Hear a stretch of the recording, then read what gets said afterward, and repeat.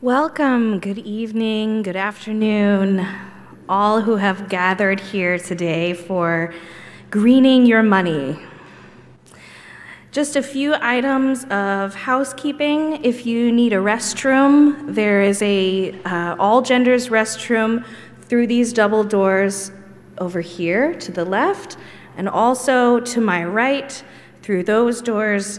If you go on around, there is a ladies' room and a men's room. There are other all-gender restrooms downstairs as well. If you need any assistance, there should be people posted around to direct you where you need to go.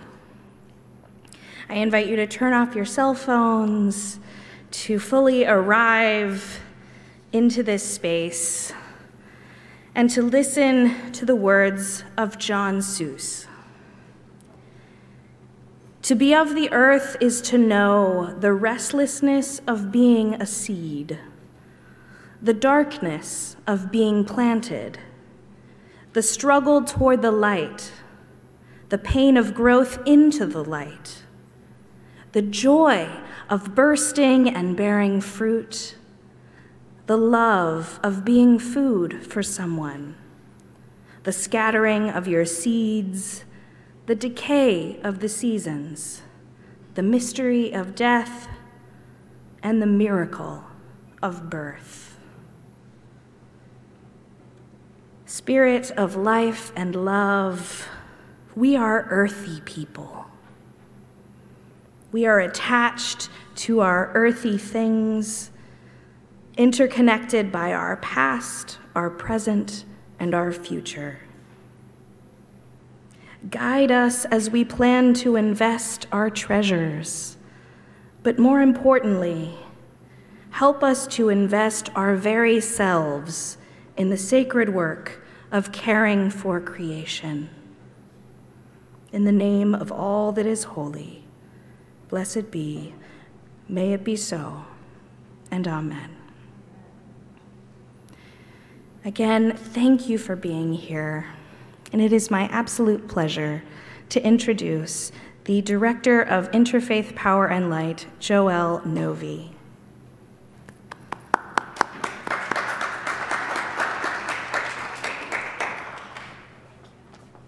Thank you so much. It is so exciting to be here, and I want to really appreciate Cedar Lane for hosting us and Will for dreaming this up. Here we are.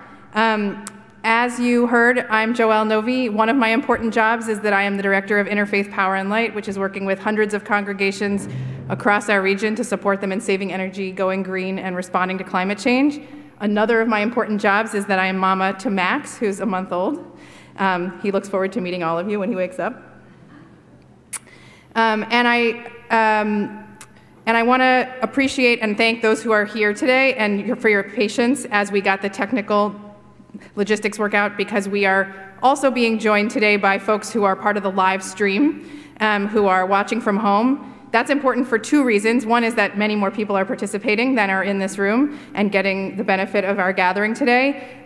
We also acknowledge that for some folks, today is the Sabbath, and it's not a day when they can participate in this program, so some folks will be hearing my voice and participating later with the video we're creating right now. Those who are hearing me or seeing me on the live stream know that you can write questions. It's the YouTube screen has a comment section underneath. You can write your questions in that comment section, and Laura, my colleague, will relay them to us here in this room. And likewise, those who are joining us remotely got a Google Drive link to the documents that folks in front of me have in paper. So feel free to find those in the Google Drive. And if you're watching on the video, the comment section has that Google Drive link if you didn't have it already. I want to take a moment to talk about why we already help congregations, people in faith communities think about their energy use and the way their buildings green care for their grounds, and we already support congregations in thinking about policy and how we advocate. But today we're taking this important step of including how we spend, how we invest, how we save our money in the sphere of things that we are going to think about as people of faith in light of our values. And I want to share a really funky text from the Talmud, from the Jewish tradition, that I really is, like many such texts, it's mysterious and yields more the more you kind of dig into it. So from Talmud Brachot 58a, it says, Ben Zoma, some rabbi, Ben Zoma saw a group of people, and he said 2 blessings when he saw this big crowd of people. He said, "Blessed are you, the knower of secrets." And he said, "Blessed are you who created all of these folks to serve me." So then the Talmud goes on to explain why he said those. So he said, he used to say, Ben Zoma used to talk about how many exertions did Adam, the first human being, make until he found bread to eat. For Adam to eat bread, he had to plow and sow and reap. He gathered the stalks, he threshed the stalks, he winnowed the chaff from the grain, he selected the other waste from the grain, he ground the grain into flour, he sifted the flour, he kneaded the flour into a dough, he baked the dough, and afterwards, then he could eat bread.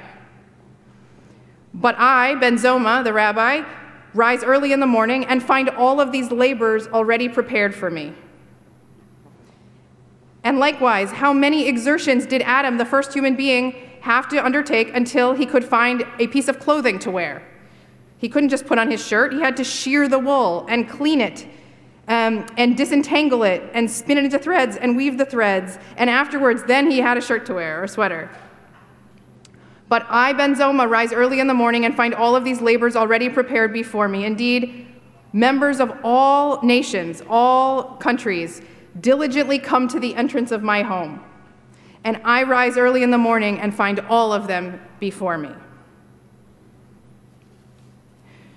So I think, I love this text. It's a little bit weird and quirky. But I think there's 2 things I take from this. One is that all religions, including the sensibility in this text in the Talmud, teach that how we spend money, when we spend money to buy a shirt or to purchase a loaf of bread, or when we invest money, or when we save our money, that ultimately these are human decisions. They have implications for people. They are things that connect us to other human beings and affect those human beings. That money is, at the end of the day, not about stuff, but about people. And too often, remember that Ben Zoma's second prayer was, "Blessed are you who knows secrets." That too often, the ways in which we spend money, invest money, save money, impact other people are secret to us. We do not see them. They're not manifest in front of us, and we have to really look into it and do research to understand the ways that our financial choices are affecting other people and other human beings. So we're gonna try today to emulate the one who is the knower of secrets and understand and to think about how we can understand the ways our financial choices are affecting other people and to make decisions to bring those practices in line with our own values. This world of socially responsible investing, of shareholder advocacy, was in many ways founded in the faith community. And many, especially some really activist, awesome nuns, get some credit for really creating this whole world of financially, intentional, socially responsible investing that we are now coming back to learn about today. And in this time when it feels like there is nothing that can match corporate power, that corporations have so much power to decide how things go in this world and in our country, to me, there's something really hopeful and encouraging about some of the stories we've seen about the way disciplined, systematic shareholder advocacy, investor advocacy, some of this sector of work we're talking about today has really made changes in corporations and forced them to change in a way that gives me a lot of hope about the power we have when we work together. I'm going to hand over the mic to my friend and colleague, Mike Little, who is the director of the Faith and Money Network and is probably one of the most experienced and wise folks I know about helping people like us think about how we want to bring our money choices in line with our values.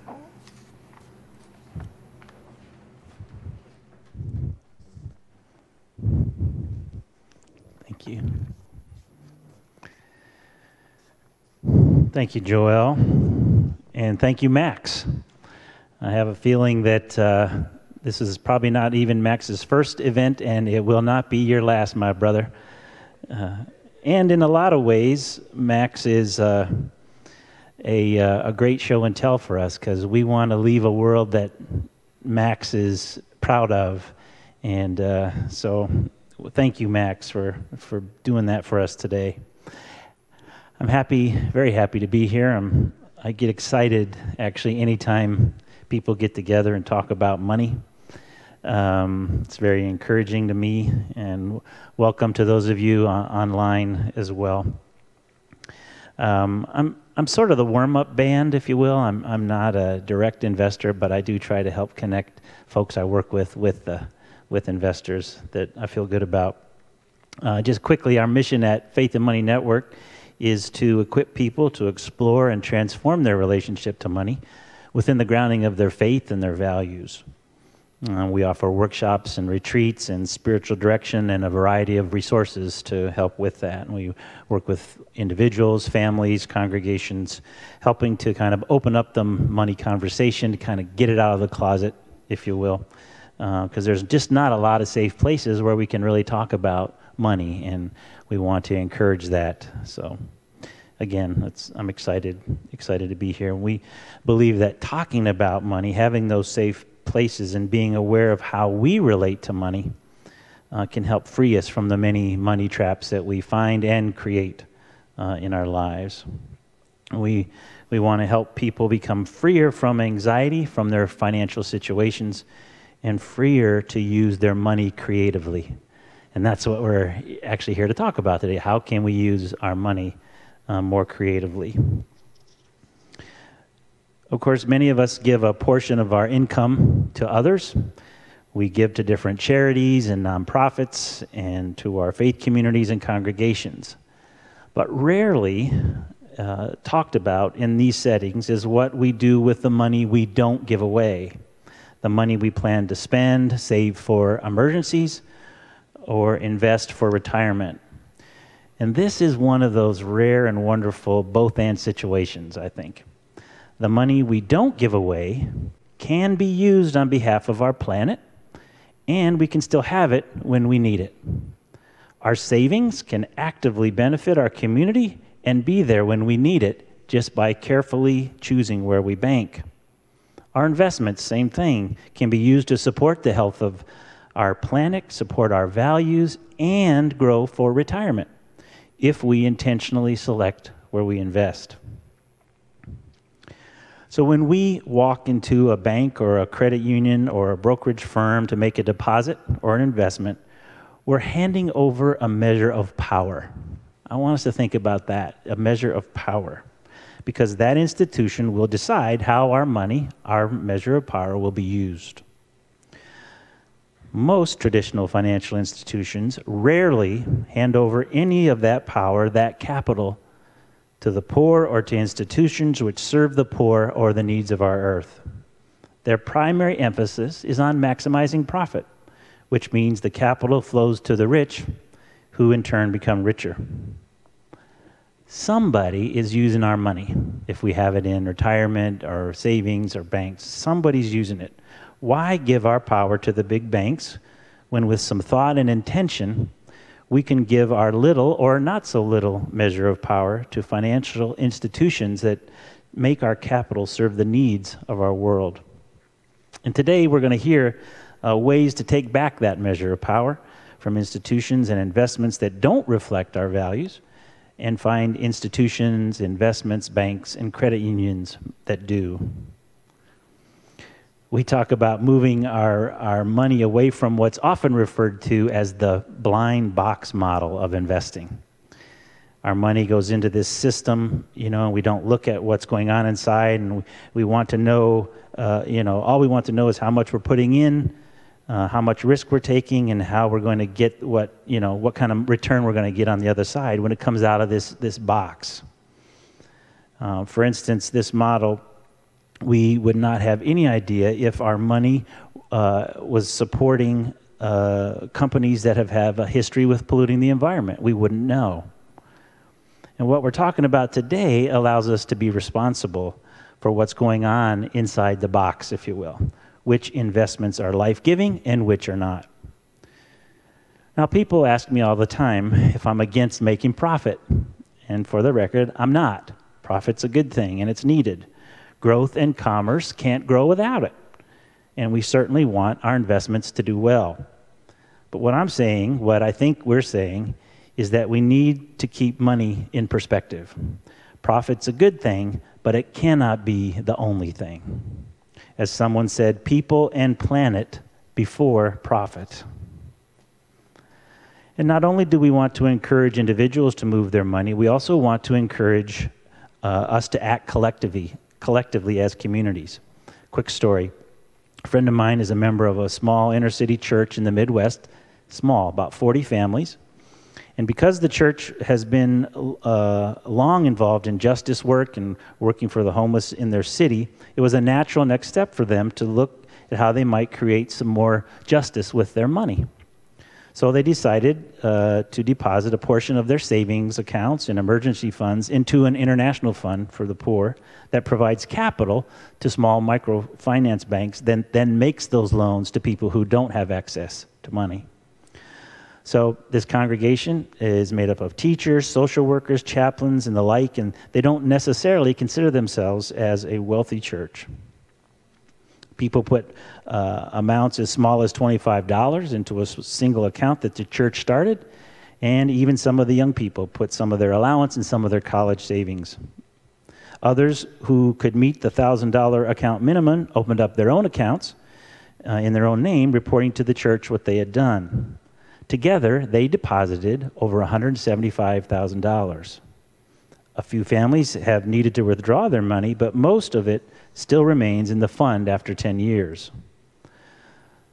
So for the last 10 years, they provided tiny loans for entrepreneurs to buy equipment they needed to earn a living. This money's created jobs. It's built projects to improve people's health and to help plant trees. Think of what larger and wealthier communities of faith could do if a small church can do that. Imagine the potential impact of our personal and congregational reserve funds if we could think about money in new ways. I don't know what the right step is for you or for your congregation. There's no one right answer for everybody, but I think it's safe to say that we all have a next step, no matter who you are. And that next step is different for everybody, but we have a next step. I want to conclude with a final thought about the problem of paralysis of analysis. Progressive, educated folk tend to want to be sure we know what the absolutely best thing to do is before we act. We want to study things just a little bit more so we can do precisely the right thing. But there is no one right thing, no one ideal way to participate. So we want to suggest to people to lean in instead toward the action-reflection model that we've learned from in Latin America. Take an action, reflect on it, then choose another action based on what was learned the first time around. As people of faith here in the U.S., we collectively hold enormous wealth in our own savings and investment accounts, in our congregations and our church-related institutions. When we put even a fraction of that wealth to work without even giving it away, remember, we can make an enormous difference as instruments for justice in the world. Thank you.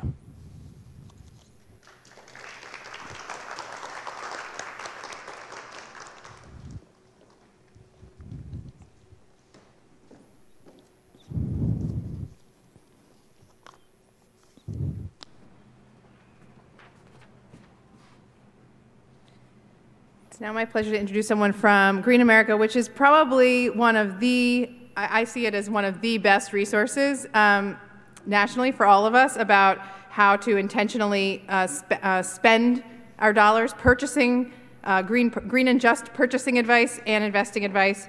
And it's actually the place I worked before I'm in my current job. So Fran is a friend and previous colleague, Fran Teplitz from Green America.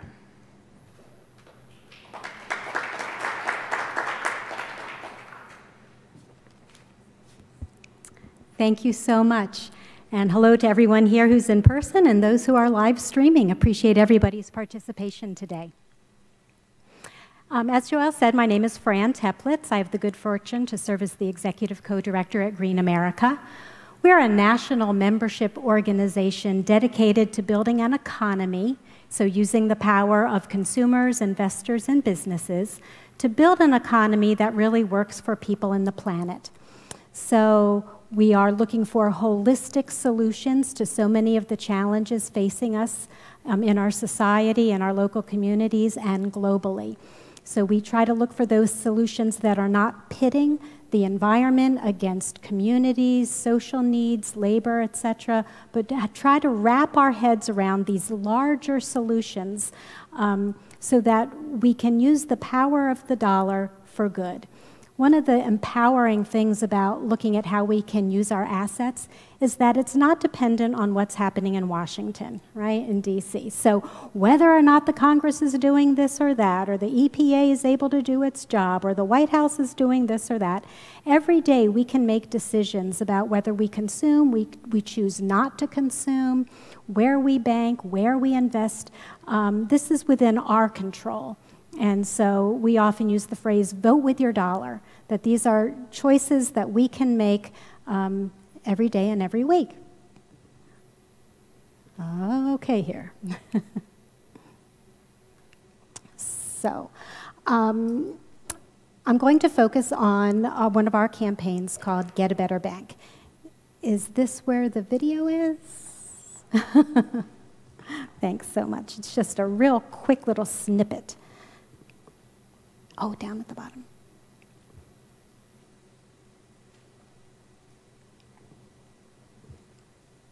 Can't hear it. Mm-hmm.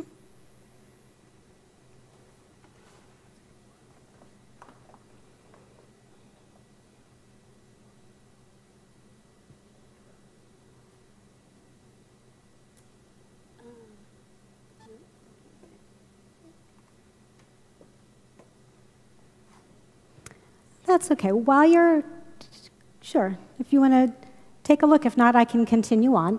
So the idea is that there are a variety of different banking institutions that we can choose from. And I'm launching our presentation here today focusing on banking. So that is often a less intimidating way than saying, oh, I have to overhaul my whole portfolio and this and that, where these are instruments that we're very comfortable with, checking accounts, savings accounts, maybe certificates of deposit, these very basic instruments.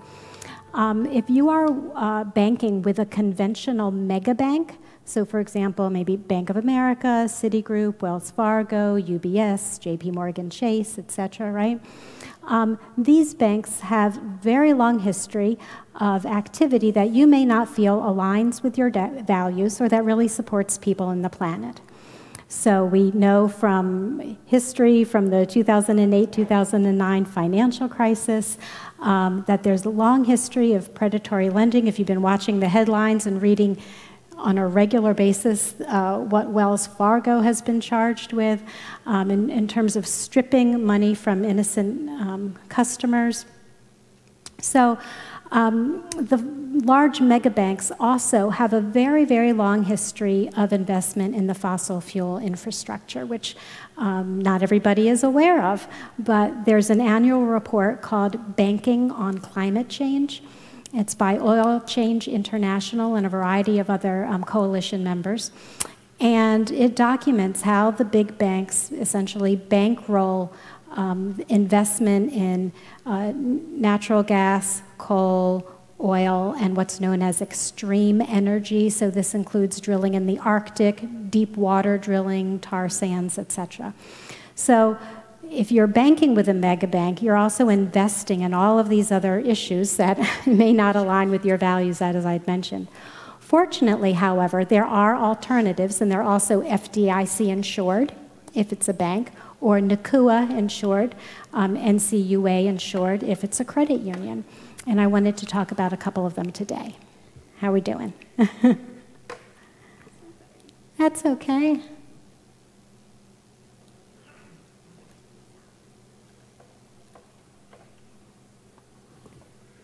Okay, let's try. Okay. I can't. Okay, it's that one. Let's go find it. How about a space bar? We're not getting audio?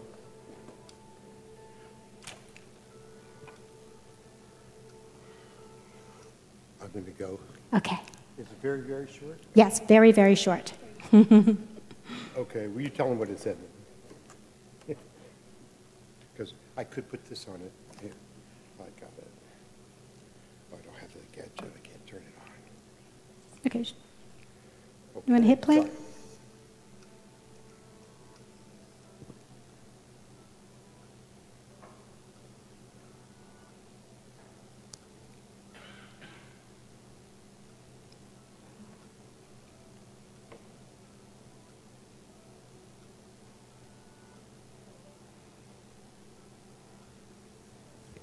That's it. Great. Okay, and back to our slides.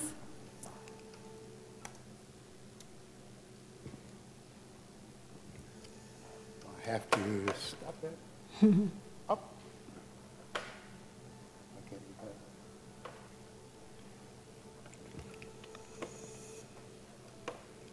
Mouse. Okay.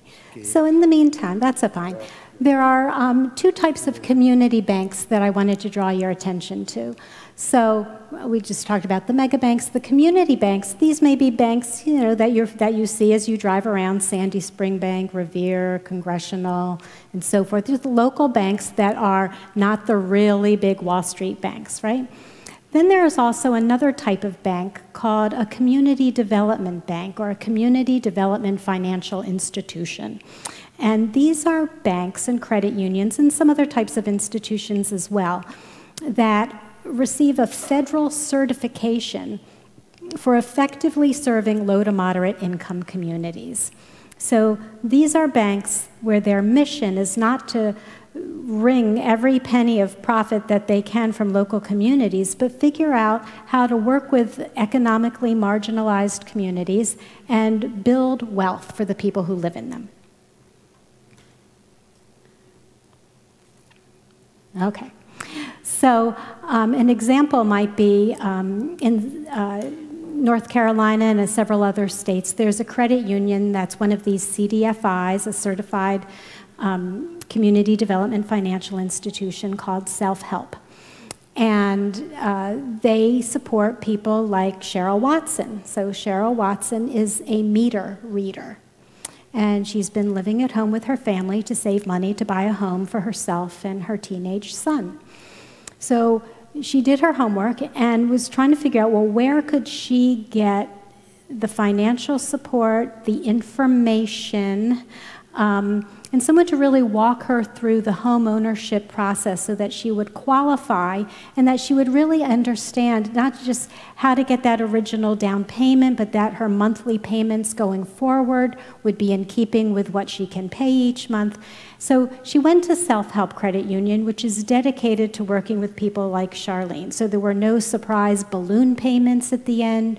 They helped her qualify through a subsidy program so that she could make her down payment, because Self-Help is one of these many financial institutions that's dedicated to building broad-based prosperity, and that's what the CDFI movement is all about. Okay. As you can see, community development financial institutions are growing. There may be more of them than you're familiar with. There are about 140 banks almost now with this mission, and 370 credit unions that have this mission as well. So I want to pause here before we talk about breaking up with your mega bank. So about a year ago, I was at a conference for financial services professionals. So these were financial planners and advisors, mutual fund managers, asset managers of different kinds. And as with all conferences, there was a keynote address. So my question to you, and you can just feel free to shout it out from the audience, and I'll repeat it for those who are online. So they had a very interesting keynote speaker, and my question is, what do you think that keynote speaker's professional background was? To talk to financial professionals. A lawyer? Could be. Mm-hmm. An economist? Mm-hmm. Right? I asked this question in another group, and someone said a yoga instructor, and I said, well, why is that? And she said, well, we want balance in our lives and balance in our portfolios. Right? I thought that's a good point. So at this conference, the keynote speaker, speaking primarily to what we call impact investors. Those are professional investors who are trying to figure out how to invest both for profit, but also with attention to environmental, social, and corporate governance issues. Okay? And so the speaker that they chose was an astronaut. So why would an astronaut come before a group of financial professionals? And that's the right answer, because an astronaut sees the whole planet. And so the conference organizers wanted people who deal with money to think about the impact on the planet. And if there's just one thing that I leave with you today is that I want you to all go home and bank and invest like an astronaut. So it doesn't mean that you have atmospheric wealth, but that you take a perspective that's thinking about the planet in terms of how you deploy your money. And so this astronaut, his name is Ron Garan, and he talked about one time where he had been in orbit and he was coming back into Earth, and he landed, and it wasn't a water landing, it was a landing on the ground, and he realized that he was alive, that he was safe, and he sort of opened his eyes, and through his helmet, he could just see all this green grass where he had landed. And he just felt, I'm home. I made it home. And it was really immaterial that he landed in Kazakhstan, right? I mean, he's a US astronaut, but it's that the Earth is our home, and that very few people see the Earth the way that an astronaut does, right? And we've all seen the photos from space, but just to really bring home that in all the decision-making that we do, we really need to be thinking about people and the planet, which is why it's a good reason to say goodbye to your megabank. So I just wanted to talk through a couple of the steps for breaking up with your megabank. And all of these steps are in writing. They're on the handout with links to websites where you can get more information. There's also a guide to social investing and better banking that's on the table here. For those who are participating online, that was also sent as a PDF. So if you want these 10 steps to take home with you, we do have that available. I just want to underscore that the very first step is researching and choosing your new bank or credit union. So there are a variety of different ways to do that. At greenamerica.org/getabetterbank, we have an online searchable tool so that you can plug in addresses and so forth and see what comes up. We have a primary emphasis on those certified community development financial institutions, but there may be other community banks that meet your needs depending on what level of ATM access you need and whether or not you're bundling your mortgage. I mean, everybody's situation is different, right? But the point, as was mentioned earlier, is simply to get started. So there are a variety of different banks and credit unions to be thinking about.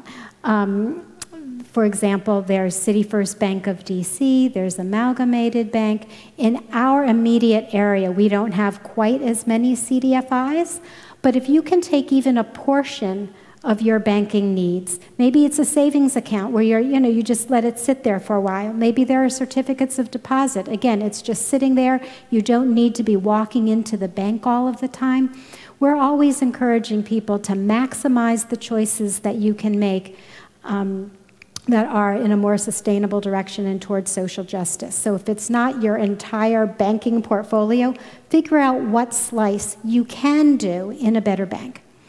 So once the exciting part is looking, researching, finding out more about banks that would meet your needs. Obviously, then you're going to open an account. And just a reminder, for a certain period of time, you want to keep 2 accounts going.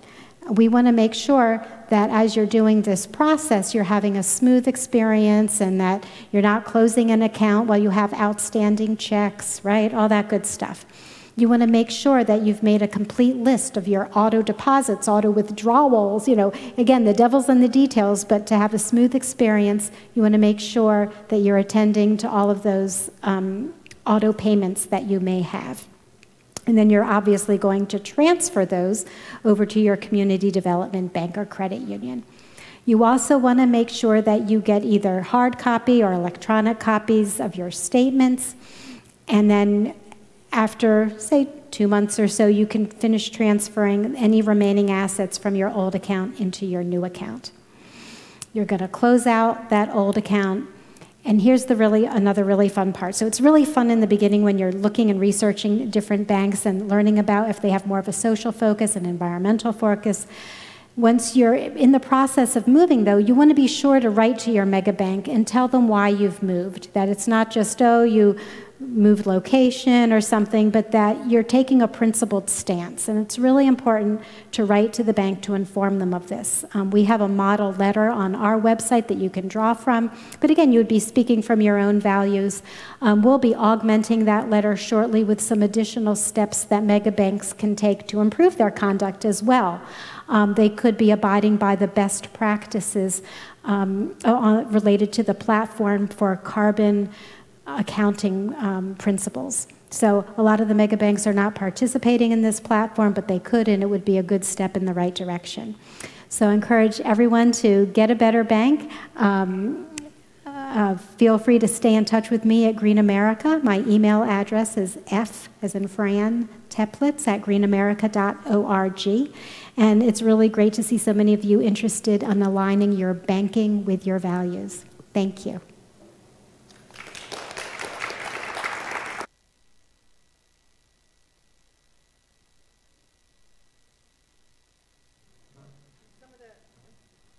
Some of the resources that Fran mentioned are at this end of the table on the side here. It's next my pleasure to introduce Will Bruno, who in addition to being the president of Green Eagle Financial, oh, you want me to move this? No. In addition to being the president of Green Eagle Financial, was the person who came to me and said, I think that the congregations in the Interfaith Power Light Network would be really interested in having a workshop like this. And I said, I don't know, but he was right. So, Will.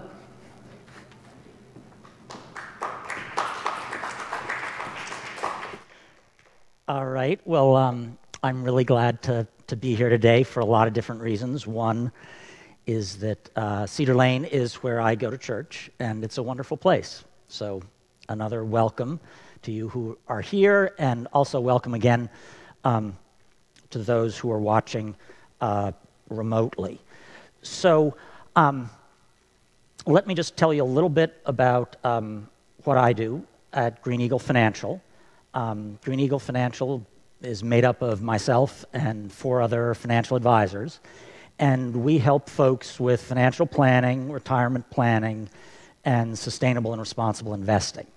And that is really the focus of our work. We help individuals and families who want to align their investments with their values, have the opportunity for comparable returns, investment returns, and have a positive social and environmental impact. So the 2 points that I really hope you will leave here with is one. Right now, a lot of the very good research indicates that you don't have to compromise investment returns to invest sustainably and responsibly. For a long time, there was the belief that you would have to compromise investment returns to have a positive environmental and social impact. And there's a growing consensus both in the research community and by looking at the performance of individual retail funds that you don't have to make that compromise. So that is good news for everyone who wants to have a positive impact. And the second issue is it's not just about aligning your values with your investments. And that, of course, is tremendously important. But with your portfolio, whether it's small or medium or large size, with as little as $25,000 or $10,000, you can actually have a meaningful impact. So whether you do it with a professional like me or the next speaker's Phil Church, who's an individual investor who's going to focus more about how to do it as an individual, I really hope that you'll do this and you'll leave here today with an action-oriented plan. So what I'm going to do, just to underline that, is so it's not just from a financial professional, so you can hear it from a writer from the New York Times, and this is a great article that's over on the table. It's called An Investment Strategy to Save the Planet. And this was written in early January 2016. And it says, if one of your New Year's resolutions was to do your part fighting climate change, keep reading. Now you can with your investments. So that's a little bit the theme of my talk. There we go. And so I think, first of all, we should talk a little bit about what sustainable and responsible investing is. There is no legal definition, and it can get a little bit confusing because there are all of these similar terms. Essentially, you hear the terms impact investing. This is sort of the first bullet up there. Values investing, socially responsible investing, green investing, fossil fuel-free investing, and ESG investing, which means using the traditional sort of financial analysis to choose investments, but also considering ESG factors, E for environment, S for social, and G for governance factors. So it can get a little bit confusing, but these are very similar ways to describe the same phenomenon. So I just call it sustainable and responsible investing. And there's a little bit of a related type of investing, which is called gender lens investing, which is designed to particularly to have an impact in terms of women's empowerment. Now, in terms of the second bullet, a lot of us think of sustainable and responsible investing as something very recent. And it certainly has gotten much more accessible to the individual retail investor in the last 5 years. It's fabulous. There are tons of new funds. Expenses have come down.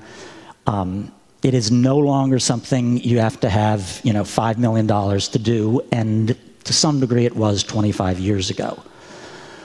But the truth of the matter is that for as long as there has been investing, the faith community has tried to have investing in line with our faith. And people who are concerned about the planet and others have, from the very beginning, have also tried to invest ethically. So just a matter of trivia, you can go back to the 18th century and find one of the sermons of John Wesley, one of the founders of Methodism, on this topic, ethical investing. So it's both very old, but also very new in terms of its accessibility to individual investors, as well as folks in their offices and their workplace retirement plans, which is how most Americans invest. So I'd just like to take a step back and ask, maybe get a show of hands for the folks who are here. How many of you invest at least some of your funds sustainably and responsibly? Raise your hand. Wow. That is the highest response I've ever gotten. So that's really good. So that's super. So I hope this won't be too much of a basic review, but and folks online, if you do that, you can just shoot an email or say, I do too, so we can get an idea of how many of you out there online are doing it. So just the third bullet, a simple definition of sustainable and responsible investing is that traditional investing has looked at all sorts of different profitability metrics. Earnings per share, growth in earnings, all those kinds of things. And sustainable and responsible investing adds 3 factors to look at these environmental, social, and governance factors.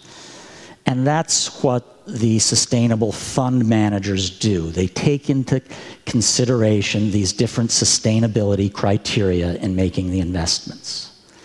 And the really interesting thing is that, as I said, there's a lot of stellar academic research as well as real-world experience that indicates that you have the opportunity not just to get comparable investment returns through sustainable and responsible investing, but there's a good bit of research and real-world evidence that shows that you may be able to get superior investment returns because this ESG analysis, as it's called, is a better way of measuring risk. Because if you're just looking at profitability, you may not be looking as closely at some other factors that can lead to major legal or reputational disasters that can crater a particular stock. And we can all think of times that's happened, whether it's BP with Deepwater Horizon. Everyone knows what happened to that stock in the several weeks afterwards. What happened with Volkswagen. You know, these types of things don't necessarily show up in a profitability analysis, but if you're looking more broadly at the culture of a company, the ethics, the environmental risks, the reputational risks, and the legal risks, there is research which indicates that it may be a better way of measuring risk. So I'm happy to get into that more in the question and answer session. So in the last bullet, companies that score well on sustainability factors, such as companies that are good environmental stewards, treat their employees well, manage their carbon risks effectively, and sustainably source their materials, may be more profitable. And how has sustainable and responsible investing evolved? As I said, it was originally 30, 40 years ago, it was really a small group of political activists and faith-based investors, and now it's the fastest growing class of assets under management. So there are now literally hundreds of sustainable funds available in every category of investing. There are sustainable small company funds. There are sustainable low-cost index funds. There are sustainable bond funds. There are sustainable international funds. There are essentially green CDs that the self-help credit union that Fran mentioned issues. So there are enormous opportunities there. In the next slide, which I guess did not quite come in,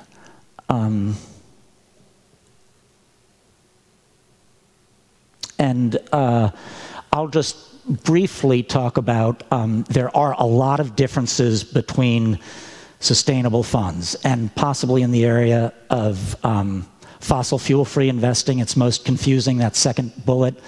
There are fossil fuel-free funds that invest in oil equipment and services companies and dirty utilities. So you have to be careful. And the first bullet, you know, there's some funds that I call sustainable light funds, because all they do is screen out some of those tobacco and armaments companies. So in the last bullet, Morningstar concluded that these differences can make sustainable investing harder for the individual investor to navigate. Just a couple things on SRI performance. I mentioned these before.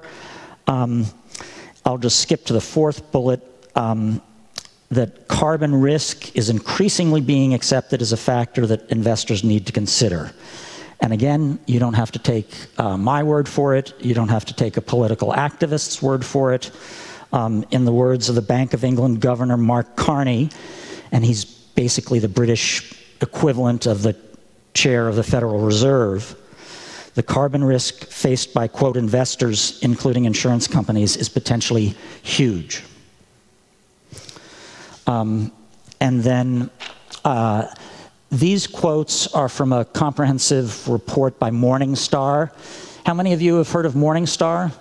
Okay, wow. So this is a great crowd. They're the best, probably the most widely respected independent investment analysis firm. And I'll just skip to the second and third one there. Companies with higher environmental, social, and governance scores and ratings can outperform comparable firms in both accounting terms and stock market terms. And then the last bullet is sustainable investing can lead to better risk-adjusted performance at the portfolio level. So in the financial industry, people don't like to make definitive statements. That's about as close as you can get. So that's very encouraging. I'll just briefly say a couple words about positive impact. At the societal level, sustainable investing can drive more lower-cost capital to socially and environmentally beneficial purposes, whether that's research and development into battery technology, pollution control technology, what have you. And maybe in the Q&A, if people are interested in community impact investing, we can talk about that. But there's a lot of community impact investing that's going on in this area, in the DC area, in the Baltimore area. The two largest areas of community impact investing are affordable housing and microfinance loans to aspiring disadvantaged small business owners. It can be a $4,000 loan to someone who wants to start their own cleaning business and needs some technical assistance. And that's an area where a $5,000 investment or a $2,000 investment can make a difference. So I'm just going to try to skip over a lot of this.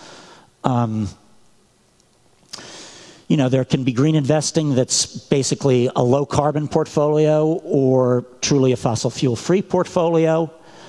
There's obviously the divestment movement, which is trying to undermine the credibility of the fossil fuel industry, which has historically blocked a lot of political efforts to address climate change. And then just in that second to last bullet, there is a very strong financial argument for green investing. So I'll just skip down. You know, in terms of the second bullet, by driving more capital for R&D into energy efficiency and renewable energy technologies, sustainable investing can speed the transition to a low-carbon economy. And I think given the sophistication of the audience, I think most folks are aware of the concern of stranded assets that ExxonMobil and other companies' value is based to a large degree on assets that are that may be unburnable if we are to maintain our Mother Earth in a decent condition for all of us and the rest of creation. And there's concern about a carbon bubble. So to wrap it up, I'll just point out that even if you are not a big investor, if you work full-time and your company has an office retirement plan, now you can have access to low-cost 401ks, 403bs that give you a choice between low-cost traditional funds and sustainable and responsible funds. So that's an issue where you can work with your employer. That's one of the things that we will do at Green Eagle to help employers change over. And that's one area where you can have a lot of impact. So I'm very happy to talk with anyone here or anyone online. It's Green Eagle Financial. You can find us on the web. wb@greeneaglefinancial.com is my email address, and our contact info is on the New York Times article and some of the other materials back there. I will just leave us with a quote on how investing can make a difference, and it's Christina Figueres, who is the Executive Secretary of the UN Framework Convention on Climate Change, who said, where capital goes over the next 15 years is going to decide whether we're actually able to address climate change and what kind of century we're going to have. And I think I will turn it over at this point. So sorry for running over a little bit. And there you go. And I'll turn it over to the person who's going to be focusing on individual investors and doing it yourself. Thank you.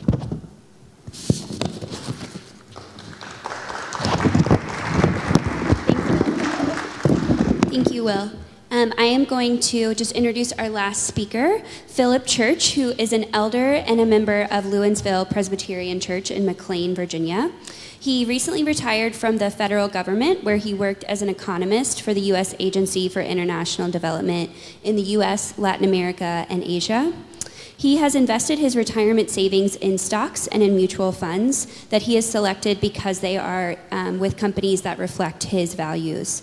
He started becoming a social investor 15 years ago when he began screening out of his investments companies whose major business activities involved gambling, private prisons, gun manufacturing, alcohol, and tobacco, companies that the Presbyterian Church advocates avoiding when investing.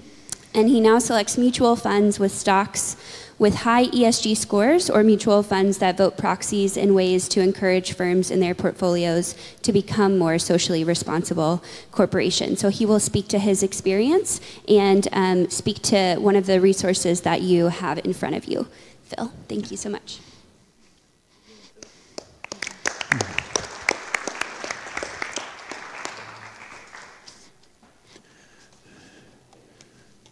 Gee, I don't know which one of these to use. Thank you very much for the invitation, and I feel real pleased to be with fellow travelers down the path of socially responsible investing. I really have just two takeaways that I want to share with you. One is a handout which I hope you all have, called, on one side it says Becoming a Social Investor, and on the other side it's called Being a Social Investor. There's copies on the back table if you don't have one. And on that I kind of listed from personal experience and from talking with fellow investors some of the activities that a social investor engages in.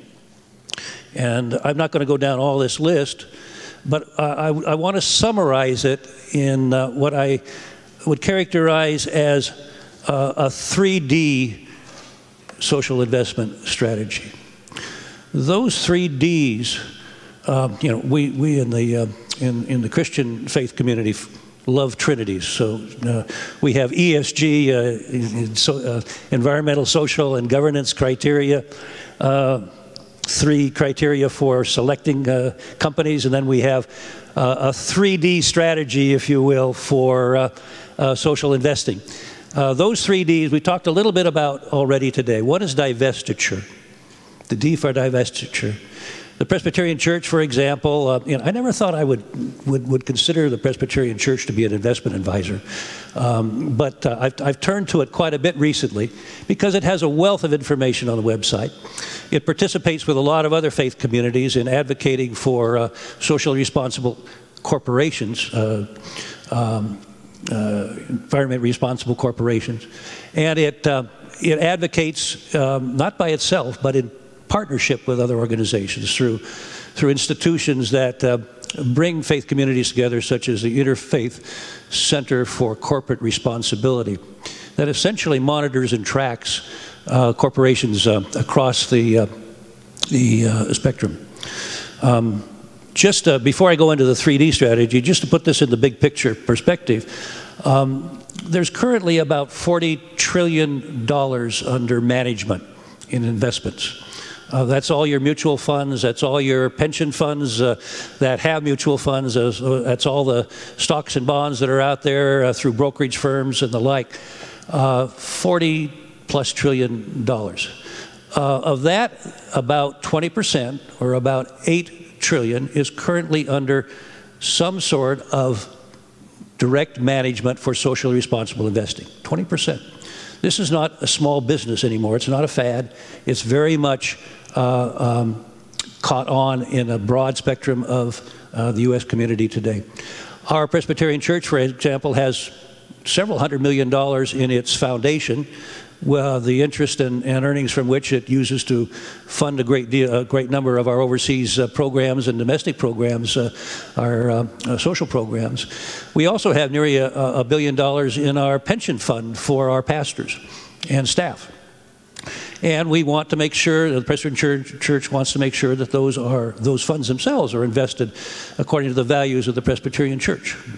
We also have a covenant fund, which is managed by a third party that essentially invests in those companies that meet criteria for the Presbyterian Church. You can go online, and at the very bottom of, I think, the second page is the website for the Presbyterian Church, and find a list to guide you, if you will, of companies that the Presbyterian Church believes we should not be involved with.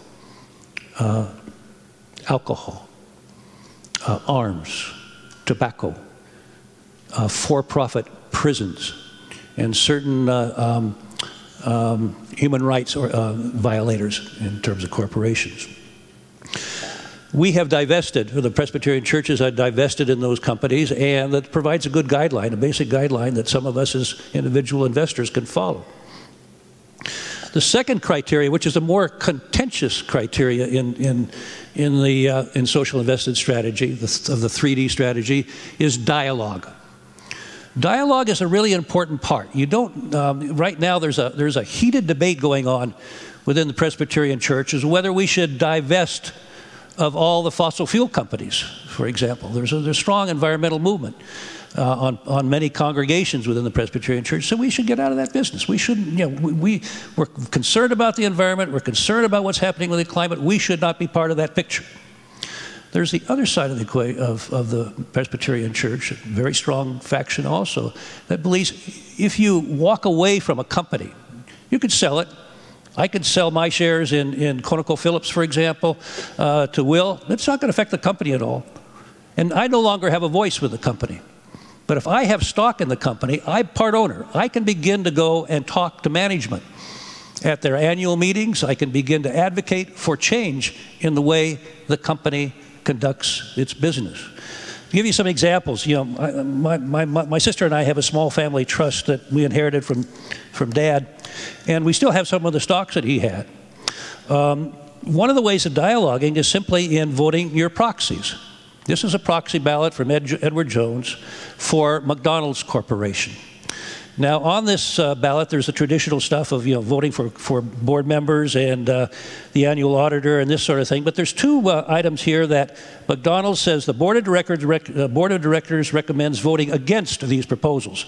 I'll read them out to you quickly. One, an advisory vote on shareholder proposal requesting the board to update the company's policy regarding the use of antibiotics by meat suppliers.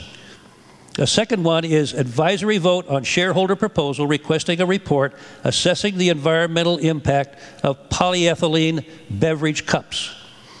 Now, these are issues that you can't, if you don't own the company, you don't own a couple of shares, you're not involved, you have no say. But with dialogue, with voting your proxies, either as an individual shareholder or stockholder, or through an organization, you can have a voice. So the question is, should you or should you not divest if there's an opportunity to make a difference through being a shareholder advocate? That's part of being a social investor as well. You don't need to scrub the portfolio so clean that you no longer have a voice in producing change within the company. As I said, the Presbyterian Church, for example, has on its website a list also of all the resolutions that it is a part of this year through the ICCR, the Interfaith Center for Corporate Responsibility. And I think on the first page, I've listed the website, the ICCR website, and you can get that list there as well. These are all the shareholder proposals that the Presbyterian Church, along with a lot of other faith communities, I think there are about 75 members of ICCR now, have gotten together and in one collective voice, pooling all the resources they have from all their funds, from all their pension plans, from all their foundation funds, and those amount to big bucks, can have a voice at shareholder meetings. In fact, in some cases, ICCR delegates go and talk to management and say, we're going to put this resolution forward unless you make these changes, or we'd like to propose these changes. If you don't, want to do them voluntarily, fine. If not, we're going to put a vote out there for it. And there have been some accomplishments. Again, ICCR has a long list of things that have changed within corporations as a result of this type of social investor advocacy. So that's a very important part of the 3D strategy. Divestiture of companies that clearly you don't want to be part of. Guns, alcohol, gambling is another one. But there are those companies which are worthy of getting some consideration too. I'll just mention, you might look at the last page of the main section of today's Washington Post. There's an article there about problems that Microsoft is having with some of its defense contracts and how employees and stockholders are beginning to, within the company, are beginning to express their concerns. The third D is direct investing, or what's called impact investing. There's been some mention of that up here as well. This is, there's opportunities and small amount of money, not much from my church goes into impact investing through, anybody heard of Oikle Credit? Small type of, we call them IFIs, intermediate financial institutions. Small amount of money that goes toward small microenterprises in third world countries. We also have a couple of other direct impact investments that we make through our foundation in affordable housing and community development. Mostly those are bonds that are purchased to underwrite the financing of those organizations, but it's a direct impact that you could have. So between dialogue, divestiture, and direct investing, you can become a social investor. What I've given you is a checklist for you all to kind of look at and fill out. Perhaps a lot of you feel you're already a social investor, then go to the other side and see about being one. If you feel you're still on the track of becoming one, take a look at some of those options and what's out there. We can make a difference. And it's no longer, as Will has said, the old way it was a few years ago where people argued that a bleeding heart leads to a bleeding portfolio. That's no longer true. In fact, it's now the case where a lot of social investing really has a major payoff. It's a win-win, if you will. Companies that are on the cutting edge of alternative energy and renewable energy, for example, are probably a lot better investment than the fossil fuel firms in today's world. So you can, by a little bit of homework, and I don't want to make, I should point out, I don't want this list to become too overwhelming for anyone. I haven't accomplished everything I can't put yeses for everything on this list myself, and some of them may not apply. But you can make a difference as a social investor, either through partnering with other organizations, making your voice heard, or putting some money into some small types of direct investment. And at the same time, accomplish responsible stewardship of your resources. Remember, when we're young, we work for our money. As we get older, we want our money to work for us. But we don't want our money to work in places we would never want to work. So why would we, if we don't like guns, gambling, or alcohol, why would we want to put our money, and we would never think of working in those companies, why would we want to put our money into those companies working for us as we retire? Think about it. That's probably the first step to look at. Where would I want my money to work for me? Thank you.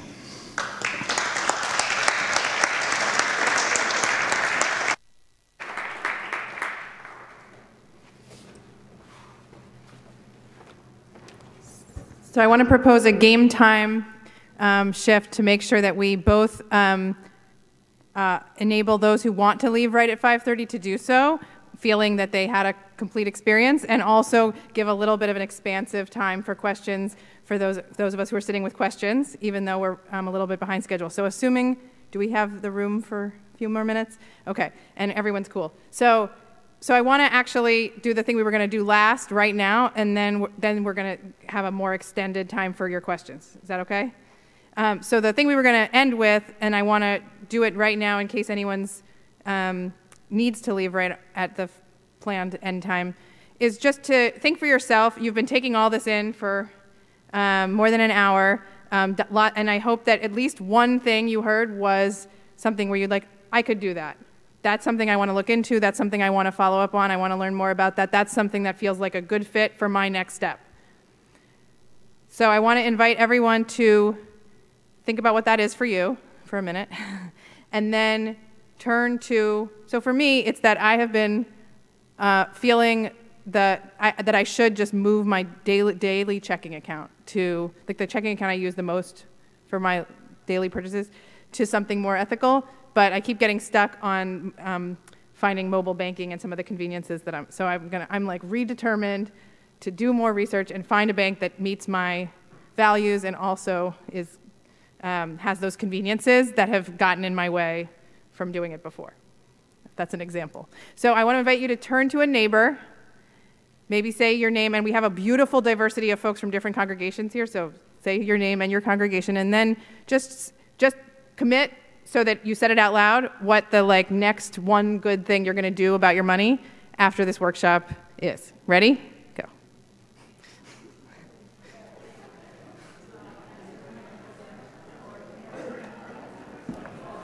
And after that, please help yourself to some tea and coffee.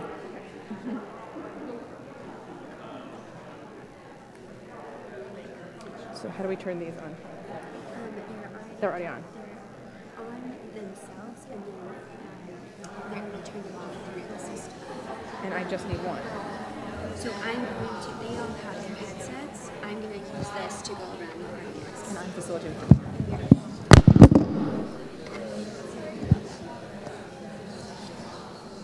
I don't know how that happened.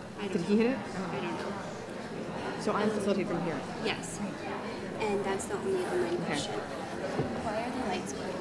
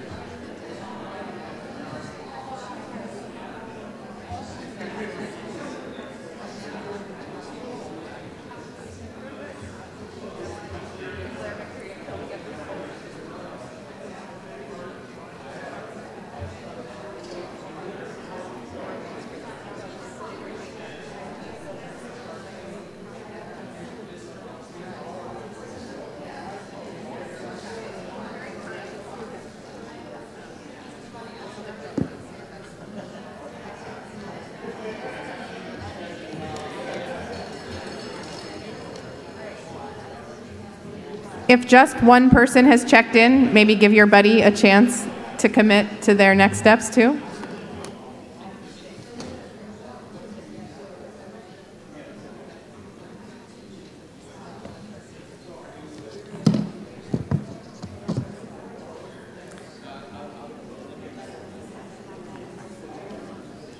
I'm going to bring us back together in about 30 seconds. Wrap up your sentence.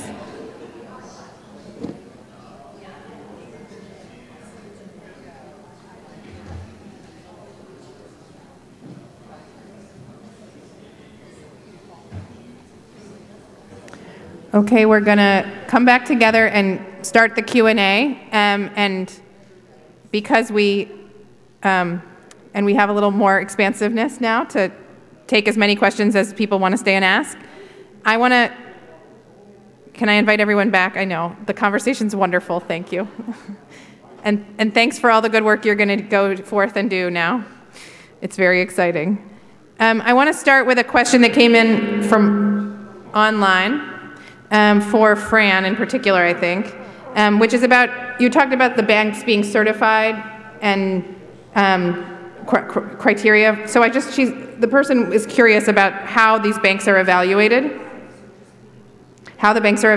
and I'm going to tack on my question that I've had, which is, do you know about if some of the good banks have some of these conveniences like mobile deposit and all the online things? Because for me, that's been a big obstacle. Great, thank you. So the question had to do with what is the criteria for certifying these community development financial institutions. So this is part of the Treasury of the U.S. government that has an extensive accreditation program. So is that okay? If you go, I think it's cdfifund.gov. And there's an ongoing application process. You can drill down. There's also lists of these different community investing institutions focusing on banks, credit unions, and something called loan funds. And their primary focus is more on the social side than on the environmental side.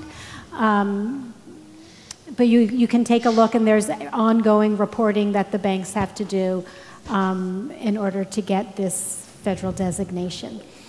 In terms of Joelle's question, I mean, this is where the little research piece comes in. Unfortunately, more and more of the community banks now do provide online platforms and so forth. They've been moving along. Obviously, we're not asking people to bank with a bank that simply doesn't work with their needs. It would be self-defeating. We want people to have a positive experience with a CDFI. So it is a piece that you have to research, both whether or not they allow for online banking, whether or not they have a geographic or other type of restriction. If you're looking at a credit unions have what are called fields of membership. So it could be geographic, it could be professional.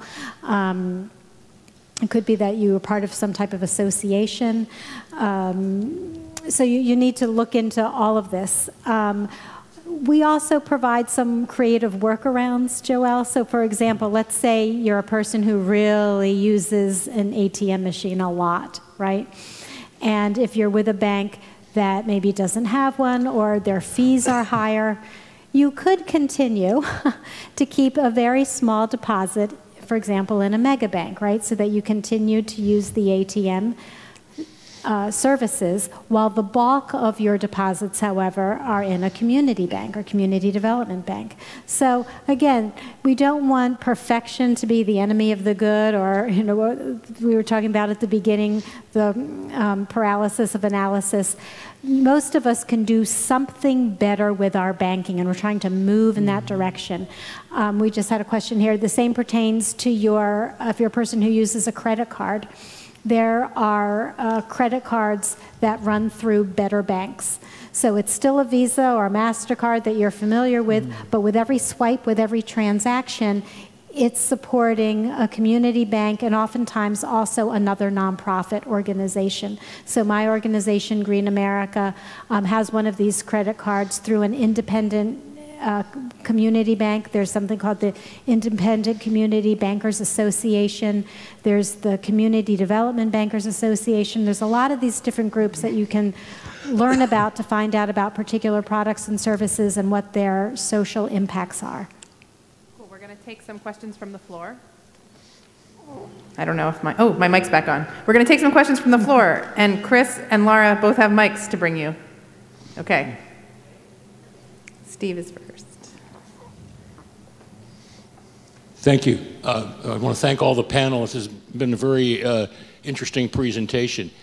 I'd like to take up the invitation. I think one of the speakers said about finding out more about community investment, community development investment, and particularly local community investment. I mean, I understand the microenterprise lending in third world countries, which is great, but there's many needs here in our area, and I wonder if one or another of the panelists could talk about what are the choices for individual investors or for congregations in investment that's focused on the community here in the DC area, and particularly economic development. There really are a lot of good options. The place I would start is the Calvert Foundation, which is now Calvert Impact Capital. And for very, very low amounts, you can target your investment geographically to as close as Baltimore. You can target it toward green energy. Here, very locally, and Calvert Impact Capital does have some projects in this immediate area. Very locally, there's the Washington Area Community Investment Fund, WACIF, which you may have to, the minimum may be 1,000 or it may be 5,000. But that can have an extraordinary impact locally. And there's a major initiative in Baltimore that Calvert Impact Capital is doing at this point.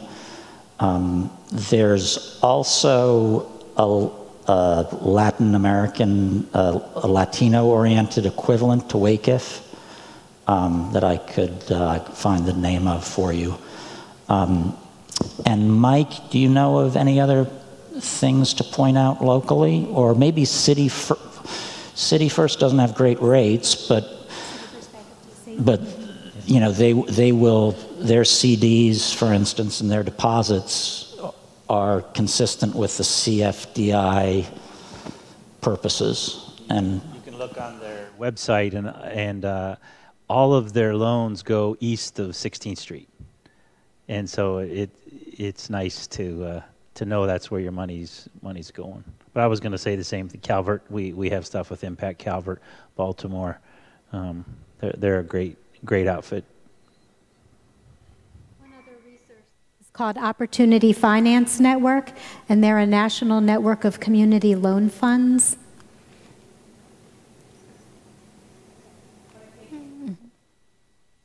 Take another question from online. Somebody's asking us, how do I move my retirement funds into socially responsible investments? And I don't know if this is this person's situation, but I think behind that question is that a lot of us, our retirement funds are directed by our employer, who may or may not have chosen a socially responsible or green fund. You know, the first point I would make, that assuming this is in the employer context, is it may be pretty easy because you may already have a provider. Maybe they make 30 funds available to the staff. Maybe none of those are sustainable and responsible, but all you may have to do is pleasantly and politely and persistently go to the HR people and say, we'd like 32 funds available, and we'd like you to find on this platform, you know, add several sustainable funds. Sometimes that's not possible. Sometimes you do have to, the employer has to switch over to a new provider, and there are tons of them that have great sustainable fund options. That's easier than it used to be, and we will help staff and employees sort of navigate that process of gently convincing your employer to how to do that. And it can end up being a win-win for everyone, because 401k and 403b costs have been coming down. So if you've had the same office retirement plan provider for 7 or 8 years, you may have a higher cost structure. And by switching, you may be able to get better customer service, lower cost, and a better choice of funds. So assuming, and I don't know if you want to add any thoughts to that, Fran?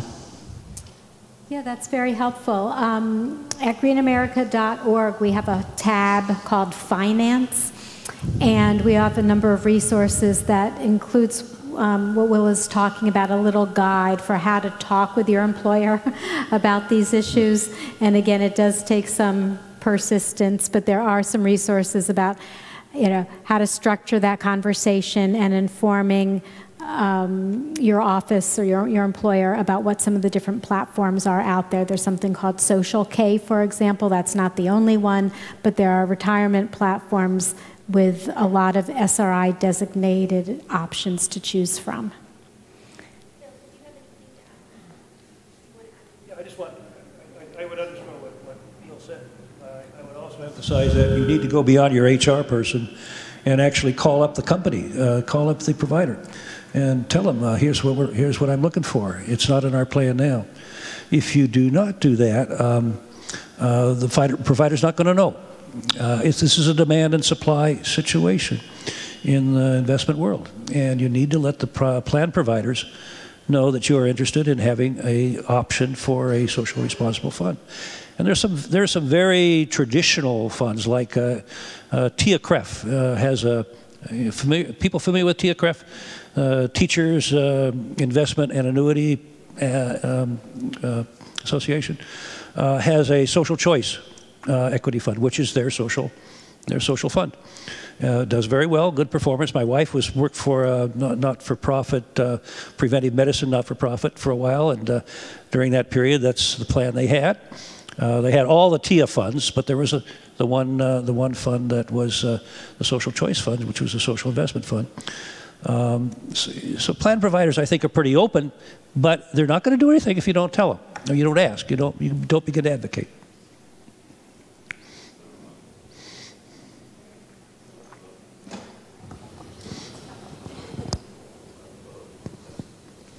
Trying to get the mic on. I have a question. I could yell.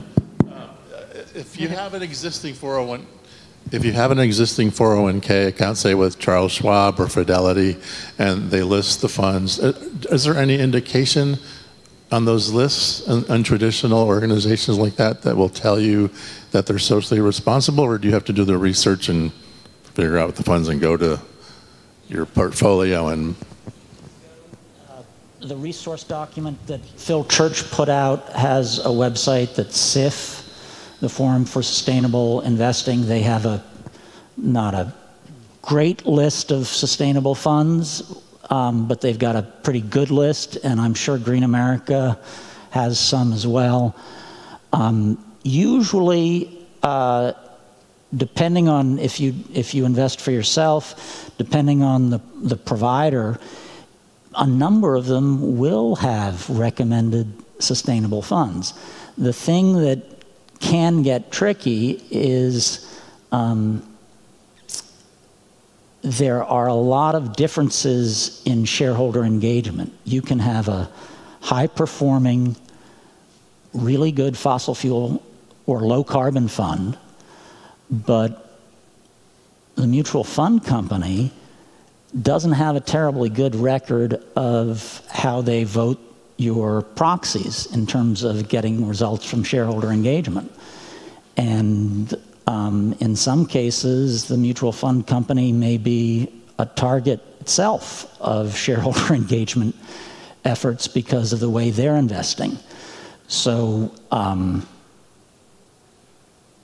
we don't want to make, as Phil said, perfect the enemy of the good or what have you, but there are, it can be tricky, particularly knowing which fund companies have very good shareholder engagement efforts.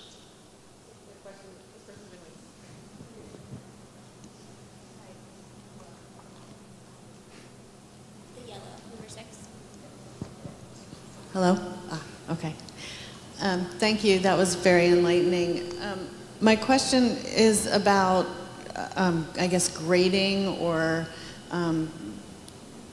categorizing or something. I don't know what word to use, but I invest through Kiva sometimes, and they have a green group, and they have listing of eco-friendly investments, but they're not. A lot of them are not. They're, coal and wood burning and cows and all kinds of things. I'm not sure how they categorize them. And then you mentioned that some of the funds that are labeled as fossil free are actually fossil fuels. So how do we tell what's what? My self-serving answer is that you work with someone like me, and I'd be happy to work with you. I do that all the time, and it is very hard to keep track. There are tons of new funds that every 6 months come online. So even for a professional who does it full time, it's to some degree hard to keep up. The issue is you have to read the stuff very carefully, because a lot of fossil fuel free funds means they don't have fossil fuel reserves. They don't own stuff in the ground.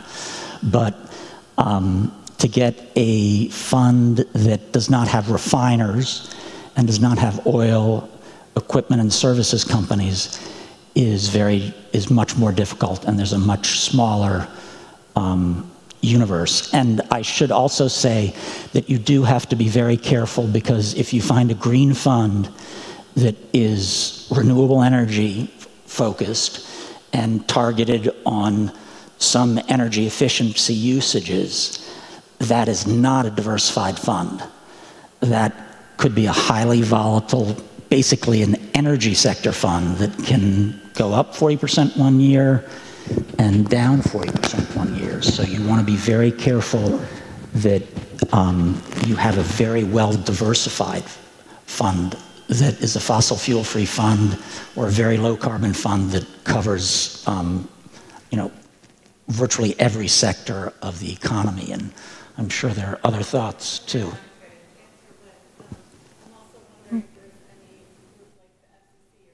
Or somebody who regulates what labeling, basically. No. Sure. So I think it was pointed out at the very beginning, the phrase impact investing or socially responsible investing. There are so many different names for it, but it's not like organic, where there's a federal organic standard and this is what it means and this is the logo. So it's a much broader spectrum. There's a lot of debate about the terminology around it. So that's where there is research that's incumbent on the investor and going to trusted organizations. Another one that I would recommend is called As You Sow, and they have a number of very user-friendly online tools where you could type in the mutual fund ticker, right, the symbol, and it will tell you, is it like for fossil fuels, is it invested directly in fossil fuel companies? What about utilities? It drills down so you can check fund by fund by fund. They're working with Morningstar. They have a number of these different platforms that are very useful, that give you a leg up, that help you understand. My organization, Green America, links to a chart of mutual funds produced by a group called Natural Investments. It's called the Heart Rating. So it evaluates funds that are only self-identified as being socially and environmentally responsible. So it's a smaller pool, but it drills down more deeply, because you will find that there's a spectrum of greenness to all of this. And of course, with any product or service, there's always the concern about greenwashing, that people want to get on the bandwagon about something that will attract business to them. And so you do have to do your research.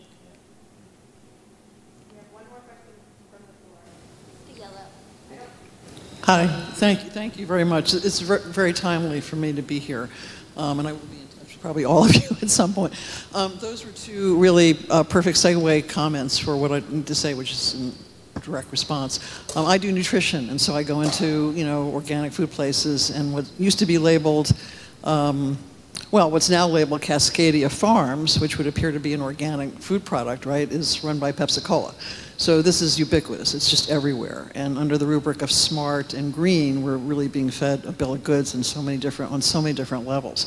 So my question and comment, and I can understand if nobody really wants to respond to it, it's a little bit out there, is that, I've been banking with SunTrust for a while, thinking it was a relatively benign, community bank, and then finding out eventually that there are, intelligence agency connections to not only the the big banks, but even relatively smaller banks. And so I'm wondering, I don't really know, at what level, that continues to sort of permeate banking in general, and that the level of discernment and responsibility in this area is just really, takes a lot of wisdom to really be clear about, the nature of the investments that we're making, and at what level we're willing to go to kind of drill down.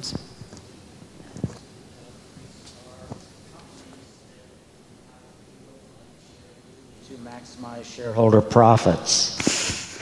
So, we try to invest sustainably, and it's not a perfect endeavor. It's more of a question of making an honest effort to invest in a better set, but it's not a perfect world. Pass along, sorry, I shocked the baby. I want to pass along a question from the online, which is something that I've seen also, which is that the better banks in particular seem to be very robust in the social justice and anti-poverty area, and there's less choices that have a specifically, like banking green feels harder, or there's less choices, and that's been my experience as well. So I guess, Fran, just any advice you have about if environmental responsibility is one of your top priorities, how do you bank better? So one thing would be that as consumers, we all need to, and investors, we need to continue to use the power of our assets, the power of our deposits to get those banks to improve. It is true that these community banks from their inception have a primary focus on the social good, and they need to move along more on the environmental front. There are some banks that have a little bit more of a green focus to them in terms of some of their products and maybe even how they run their offices, and that's the type of thing that we need to push harder on to bring it more to the fore. But you're absolutely right, there needs to be continued progress in this area. There are a number of green CDs, investment in green energy and so forth, but in terms of the operations of the bank as a whole and how they're investing in green infrastructure more broadly, this is indeed an area for growth.